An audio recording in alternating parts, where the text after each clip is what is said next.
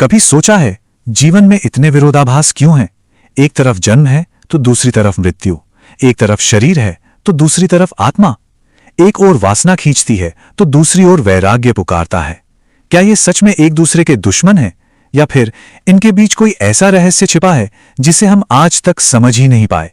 आज हम जीवन के इन्हीं विरोधाभासों के पार देखने की एक कोशिश करेंगे, उस एक बिंदु की तलाश करेंगे जहां सारे द्वैत, सारे भेद आकर मिल जाते हैं।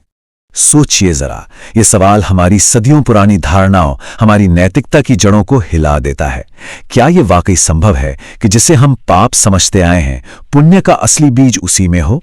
जिसे हम बंधन मानते हैं, मुक्ति का दरवाजा भी वही हो? ये सिर्फ कोई कविता नहीं है, बल्कि अस्तित्व का एक बहुत गहरा मनोवैज्ञानिक सत्य है। एक ऐसा सत्य जिसे अक्सर धर्म और समाज के शोर में अनसुना कर दिया गया। और इस गहरे रहस्य की चाबी वो छिपी है संत कबीर के एक छोटे से पद में, अवधू जोगी जगथे न्यारा। यानी एक ऐसा योगी जो इस दुनिया में तो है पर इस दुनिया का नहीं है। देखिए, कबीर कोई साधारण संत नहीं थे। वो एक ऐसे रहस्यदर्शी थे जो मंदिर और मस्जिद, हिंदू और मुसलमान दोनों के पार देख सकते थे। तो चलिए उनके इसी एक सूत्र की परतों को धीरे धीरे खोलते हैं और जीवन को देखने का एक बिल्कुल नया नजरिया पाते हैं। तो इस पूरी समझ की नींव रखने के लिए कबीर एक बहुत ही सरल लेकिन उतना ही गहरा रूपक एक मेटाफर इस्तेमाल करते हैं। एक मिट्टी का दिया और उसकी लौ। ये साधारण सा दिखने वाला दिया और लौ असल में चेतना और अस्तित्व के सबसे बड़े रहस्य को हमारे सामने खोल कर रख देते हैं। हमारा ये जो जीवन है ना, ये बिल्कुल उस मिट्टी के दिए की तरह है। दिया वो मिट्टी का है, पृथ्वी का है, पदार्थ का है। वो नश्वर है, एक दिन टूट जाएगा। लेकिन उसके अंदर जो ज्योति जल रही है, जो लौ है, वो आकाश की है, वो चेतना की है, वो आत्मा की है, वो शाश्वत है। शरीर मृण्मय है, मिट्टी का, और आत्मा चिन्मय है, चेतना की। तो ये जो मनुष्य का शरीर है, ये एक अपूर्व संगम है, एक पवित्र तीर्थ जहां धरती और आकाश का मिलन होता है। जिसने खुद को बस ये मिट्टी का दिया ही समझ लिया, वो जीवन के परम सत्य से, अपने चिन्मय स्वभाव से हमेशा के लिए चूक गया। यहां एक बहुत बहुत महत्वपूर्ण सूत्र है। दिया जरूरी है, लेकिन सिर्फ इसलिए ताकि लौ जल सके। अगर लौ ही बुझ जाए तो खाली दिए का क्या मूल्य?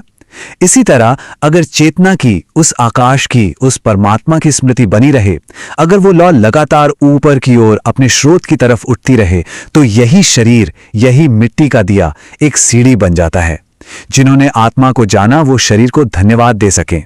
शरीर मंजिल नहीं है, बल्कि उस परम यात्रा का एक अनमोल साधन है, एक नाव है जो भव सागर के पार ले जाती है। लेकिन ज्यादातर इंसान जीवन के इस पहेली को सुलझाने में दो बड़ी गलतियां कर बैठते हैं। वो दो किनारों पर, दो अति पर चले जाते हैं, और कमाल की बात यह है कि दोनों ही रास्ते अधूरे हैं। दोनों ही अंत में पीड़ा की ओर ले जाते हैं। एक तरफ हैं भोगी, यानी वो लोग जिन्होंने दिए को, इस शरीर को ही सब कुछ मान लिया है। उनकी चेतना, उनकी लौ अब ऊपर उठने की बजाय दिए का ही पीछा कर रही है। ये कुछ ऐसा है जैसे बैल को गाड़ी के पीछे जोत दिया गया हो और बैल बेचारा घिसट रहा हो। यहां चेतना पदार्थ की गुलाम बन गई है। मनोविज्ञान इसी को हीडोनिस्टिक ट्रेडमिल कहता है। सुख के पीछे एक ऐसी अंतहीन दौड़ जो कभी पूरी नहीं होती और आखिर में बस दुख और खालीपन ही हाथ लगता है। और दूसरी तरफ है तथाकथित त्यागी। इन्हें तथाकथित इसलिए कहा गया क्योंकि ये असली योगी नहीं है। इन्होंने दिए से, यानी शरीर से दुश्मनी मोल ले ली है। वो शरीर से लड़ रहे हैं, अपनी ऊर्जाओं का दमन कर रहे हैं और एक कभी न खत्म होने वाले आंतरिक संघर्ष में फंस गए हैं। एक शरीर का गुलाम है, दूसरा शरीर का दुश्मन, लेकिन दुख दोनों भोगते हैं। तो फिर सही रास्ता क्या है? अगर भोग का किनारा भी खाई है और त्याग का किनारा भी खाई है, तो कोई तीसरा मार्ग है? हां है। कबीर उसी तीसरे मार्ग की ओर इशारा करते हैं जो इन दोनों छोरों से परे है, और वो है सच्चे योगी का मार्ग, संतुलन की कला। और यह योग का मतलब शारीरिक कसरत या आसन नहीं है। नहीं, यह योग चेतना की एक अवस्था का नाम है। योग उस कला का नाम है जो दो विरोधाभासों के बीच एक पुल, एक सेतु, एक जोड़ खोज लेती है। जहां भी द्वैत दिखाई दे, जहां शरीर और आत्मा अलग अलग लगें, उनके भीतर छिपे अद्वैत को, उनकी एकता को देख लेना, यही योग की परम दृष्टि है। ये जीवन को टुकड़ों में नहीं बल्कि समग्रता में, एक पूरे की तरह देखने की कला है। तो एक सच्चा योगी करता क्या है? पहला, वो दिए का पीछा नहीं करता, मतलब शरीर का गुलाम नहीं बनता। दूसरा, वो दिए से लड़ता भी नहीं, यानी शरीर का दुश्मन नहीं बनता। और तीसरा, जो सबसे महत्वपूर्ण है, वो दोनों के बीच एक गहरा सामंजस्य, एक हार्मनी पैदा करता है। वो शरीर का बुद्धिमानी से उपयोग करता है, उसे एक पवित्र साधन मानता है, न तो उसका दास बनता है और न ही उससे संघर्ष करता है। एक गहरी आंतरिक शांति की अवस्था है, जहां कोई लड़ाई नहीं, कोई द्वंद्व नहीं, सिर्फ एक लयबद्ध संगीत है। अब बात और भी गहरी होती है। सोचिए, क्या यह संभव है कि किसी की सबसे बड़ी कमजोरी ही उसकी सबसे बड़ी ताकत का स्रोत हो? क्या जिसे हम अपनी चेतना का अंधेरा समझते हैं, वही परम प्रकाश का जन्म स्थान हो सकता है? कीचड़ से कमल पैदा होता है, इसका सीधा सा मतलब है कि कमल का बीज कीचड़ के भीतर ही छिपा था, वरना पैदा कैसे होता। ठीक इसी तरह इंसान की कामवासना, उसका क्रोध, उसकी ईर्ष्या, ये सब कीचड़ हैं, लेकिन इसी कीचड़ में आत्मा का कमल छिपा है। अगर इस कीचड़ से लड़ा जाए, इसे सुखाने की, नष्ट करने की कोशिश की जाए, तो कमल का बीज भी साथ में मर जाएगा, वो कभी खिलेगा ही नहीं।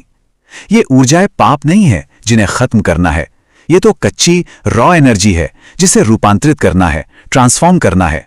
जीवन का सबसे बड़ा रहस्य यही है, जहर ही अमृत बनता है, बस रूपांतरण की कला, वो कीमिया आनी चाहिए। एक पल के लिए रुक कर सोचा जाए, क्या इस पूरी सृष्टि में, इस अस्तित्व में कुछ भी बेकार है? क्या प्रकृति कोई गलती कर सकती है? जिसे समाज बुरा कहता है, जिसे धर्म पाप का नाम देता है, क्या उसका कोई गहरा उद्देश्य नहीं हो सकता? जिन्होंने कहा कि काम वासना व्यर्थ है, वो इस रहस्य को समझ ही नहीं पाए। काम वासना ही तो जीवन की परम ऊर्जा है। हाँ, उससे ऊपर जाना है, लेकिन उसी को सीढ़ी बनाकर, उसे नष्ट करके नहीं, उसका अतिक्रमण करके। हमें जो कुछ भी मिला है, हमारा ये शरीर, हमारी ऊर्जाएं, हमारी भावनाएं, उसे पूरी तरह से, समग्रता से स्वीकार करने का दार्शनिक महत्व क्या है? चलिए इसे कुछ कहानियों से, कुछ दृष्टांतों से समझते हैं। जीसस एक कहानी कहते थे। एक पिता ने तीर्थ यात्रा पर जाने से पहले अपने 3 बेटों को कुछ बहुत कीमती बीज दिए। पहले बेटे ने, जो त्यागी जैसा था, बीजों को सहेजकर एक तिजोरी में बंद कर दिया। नतीजा, वे सड़ गए। दूसरे ने, जो भोगी था, बीज बेचकर पैसे रख लिए और पिता के लौटने पर बाजार से नए बीज खरीद कर दे दिए। मूल्य उतना का उतना ही रहा। लेकिन तीसरे बेटे ने, जो योगी स्वभाव का था, उन बीजों को बगीचे में बो दिया। जब पिता लौटा तो पूरा बगीचा फूलों और फलों से भरा था और वो बीज 1000 गुना हो चुके थे। हमारी भीतरी ऊर्जाएं, हमारी प्रतिभाएं ठीक इन बीजों की तरह हैं। उनका दमन करना उन्हें सड़ाना है, उनका भोग करना उन्हें गंवाना है, लेकिन उनका रूपांतरण उन्हें 1000 गुना विकसित करना है। ये समग्रता का, इस होलनेस का विचार कितना गहरा है। इस्लाम में एक मान्यता है कि जब कोई मरने के बाद परमात्मा के पास पहुंचता है तो उससे पूछा जाता है कि क्या वो पूरा लौटा है, अधूरा तो नहीं लौटा। एक पठान की पुरानी कहानी है जिसका पैर सड़ गया था। डॉक्टर ने कहा काटना पड़ेगा, पर पठान तैयार नहीं हुआ। उसने कहा, मैं अधूरा अपने परमात्मा के पास कैसे जाऊंगा? इस सीधी सादी कहानी में एक गहरा मनोवैज्ञानिक और आध्यात्मिक संदेश है। अपने किसी भी हिस्से को काटो मत, उसे अस्वीकार मत करो। जो मिला है उसे समग्रता से जियो, रूपांतरित करो और पूर्णता में ही उस परम सत्ता में लौटो। जिन चीजों को हम, या कभी-कभी तो विज्ञान भी बेकार समझता है, उनके भी बहुत गहरे उद्देश्य हैं। जैसे टॉन्सिल्स, जिन्हें डॉक्टर अक्सर आसानी से निकाल देते हैं, वो गहरे मौन और आंतरिक शांति की क्षमता से जुड़े हैं। अपेंडिक्स, जिसे व्यर्थ माना जाता है, वो सूक्ष्म शरीर के स्थूल शरीर से बाहर जाने की यात्रा में एक पुल का काम कर सकता है। और काम ऊर्जा, ये पाप नहीं बल्कि परमात्मा तक की यात्रा का सबसे जरूरी ईंधन है। इतिहास में एक भी नपुंसक व्यक्ति कभी परम ज्ञान को उपलब्ध नहीं हुआ। क्यों? क्योंकि यात्रा के लिए ऊर्जा ही नहीं है। जब कीचड़ ही नहीं होगा तो कमल भला खिलेगा कैसे? तो इन सभी विचारों को मिलाकर जीने का असली व्यावहारिक तरीका क्या है? इन दोनों किनारों भोग और त्याग से बचकर उस बीच की नदी में कैसे बहा जाए? इसका सार, इसका निचोड़ कबीर अपनी आखिरी पंक्तियों में देते हैं। कबीर 2 सूत्र देते हैं। पहला, मुद्रा निरत्ति।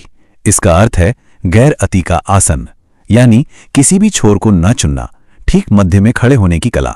ये एक आंतरिक संतुलन की अवस्था है।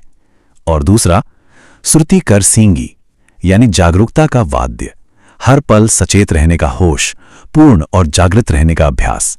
मध्य में ठहर जाना ही योगी की मुद्रा है और होश को साधे रखना ही उसका संगीत। जब ये दोनों एक साथ होते हैं तब जीवन में एक दिव्य संगीत का जन्म होता है। और जब ये दोनों सद जाते हैं तब एक ऐसे संगीत का जन्म होता है जिसे संत अनाहत नाद कहते हैं। ये वो ध्वनि है जो किसी टकराव से, किसी आघात से पैदा नहीं होती। ये एक हाथ की ताली है। ये अस्तित्व की अपनी गूंज है जिसे ओंकार कहा गया है। ये ब्रह्मांड का मौलिक संगीत है और योगी की आंतरिक यात्रा का लक्ष्य इसी शून्य के संगीत को सुनना है, जहां सुनने वाला और सुनाई देने वाला दोनों एक हो जाते हैं। तो पूरी बात का सार बस इतना सा है। भोग एक किनारा है, त्याग दूसरा। भोगी और त्यागी दोनों ही इन किनारों को पकड़कर बैठ जाते हैं और उनकी जीवन धारा रुक जाती है। वे एक ठहरा हुआ, सड़ा हुआ तालाब बन जाते हैं। लेकिन सच्चा योगी वो इन दोनों किनारों के बीच बहने वाली एक जीवंत नदी बन जाता है। वो दोनों किनारों का उपयोग करता है, उनसे पोषण लेता है, लेकिन किसी से बनता नहीं। वो बस निरंतर बहता रहता है अपने परम सागर की ओर। अब यह सवाल हर किसी को अपने भीतर खोजना है। मनुष्य अपने जीवन में कहाँ खड़ा है? क्या वो भोग या त्याग के किसी सूखे किनारे से चिपका हुआ है, या फिर उस मध्य मार्ग को खोजने की यात्रा पर निकल पड़ा है, जहां जीवन एक संघर्ष नहीं बल्कि एक उत्सव, एक संगीत बन जाता है? ये एक विचारणीय प्रश्न है जिसका उत्तर कहीं बाहर नहीं, अपने ही भीतर मिलेगा।